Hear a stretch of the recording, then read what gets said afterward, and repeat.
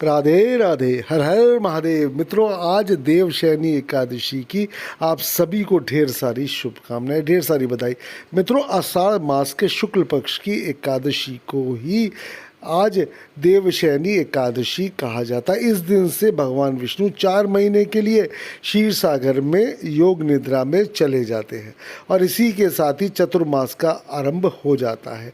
यह अवधि अगले 4 महीनों तक चलती है, जब भगवान विष्णु देवउठनी एकादशी पर जागृत होते हैं। इस एकादशी से जुड़ी कई पौराणिक कथाएं हैं, जिनमें एक प्रमुख कथा राजा मांधाता की है।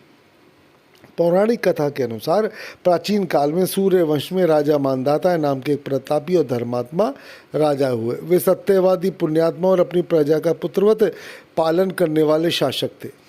उनकी प्रजा भी सुखी और समृद्ध थी। एक बार राजा मांधाता के राज्य में पड़ा भयंकर अकाल। लगातार 3 वर्षों तक बिल्कुल भी वर्षा नहीं हुई। नदियाँ, तालाब, कुएं सूख गए, खेत बंजर हो गए। अन्न की इतनी कमी हो गई कि प्रजा भूख और प्यासे त्राहिमाम करने लगी।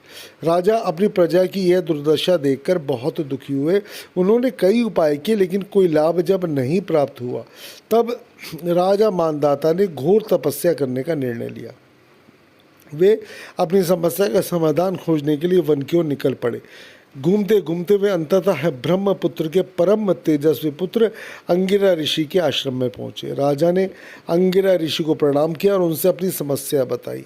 कहा, हे महर्षि, मैंने अपनी प्रजा को कभी भी दुख नहीं दिया, कभी भी परेशान नहीं किया, हमेशा धैर्यपूर्वक शासन किया है, धर्मपूर्वक शासन किया, फिर भी मेरे राज्य में इतना भीषण अकाल क्यों पड़ा?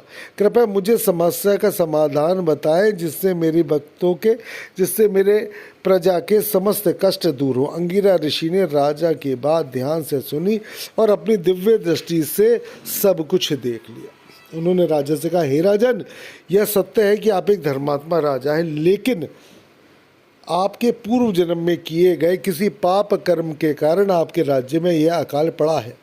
इसका प्रायश्चित करने और अपनी प्रजा के कष्ट दूर करने के लिए आपको आषाढ़ मास के शुक्ल पक्ष की एकादशी का व्रत करना होगा। ऋषि ने आगे बताया, ये एकादशी सभी पापों का नाश करने वाली है और सभी मनोकामनाओं को सभी अच्छी मनोकामनाओं को पूर्ण करने वाली है। इसी एकादशी को पद्मा एकादशी या देवशयनी एकादशी के नाम से जाना जाता है। इस दिन भगवान विष्णु 4 माह के लिए योग निद्रा में चले जाते हैं। आप विधि विधान से भगवान विष्णु का पूजन करें और इस व्रत का पालन करें। राजा मांधाता ने श्रद्धापूर्वक ऋषि के वचनों को सुना और वापस अपने राज्य लौट आए।